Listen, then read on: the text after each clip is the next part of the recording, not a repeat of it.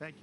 Thank you, Mr. President. We know that the most consequential relationship in the world is between the U.S. and China. U.S. 28% of the global economy, China close to 20. That's almost half of the global GDP.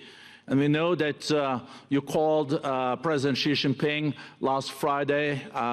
We heard that you had a good discussion. How do you see the relationship between the U.S. and China in the next 4 years under your leadership?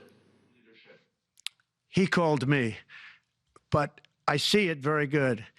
I think that we're going to have a very good relationship. All we want is fairness. We just want a level playing field. We don't want to take advantage. We've been having massive deficits with China. Biden allowed it to get out of hand. He's $1.1 trillion deficit. It's ridiculous.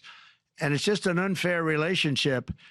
And we have to make it just fair. We don't have to make it phenomenal. We have to make it a fair relationship. Right now, it's not a fair relationship. The deficit is massive, as it is with other countries, a lot of Asian countries, actually. But we have deficits that are very big, and we can't keep doing that. So we're not going to keep doing that. But I like President Xi very much. I've always liked him. We always had a very good relationship. It was very strained with COVID coming out of Wuhan. Obviously, that strained it. I'm sure it strained it with a lot of people, but that strained our relationship. But we always had a great relationship, I would say, and we look forward to doing very well with China and getting along with China.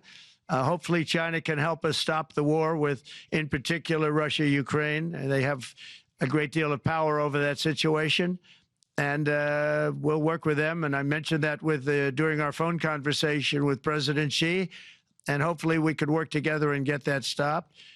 We'd like to see denuclearization. In fact, with President Putin, prior to an election result, which was frankly ridiculous, we were talking about denuclearization of our two countries, and China would have come along. China has a much smaller, right now, nuclear armament than us, or field than us, but they're going to be catching it at some point over the next 4 or 5 years. And I will tell you that President Putin really liked the idea of cutting way back on nuclear, and I think the rest of the world, we would have gotten them to follow, and China would have come along too. China also liked it. Tremendous amounts of money are being spent on nuclear, and the destructive capability is something that we don't even want to talk about today because you don't want to hear it. It's too depressing.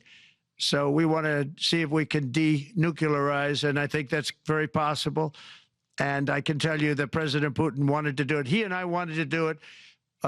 We had a good conversation with China. They would have been involved, and that would have been an unbelievable thing for the planet.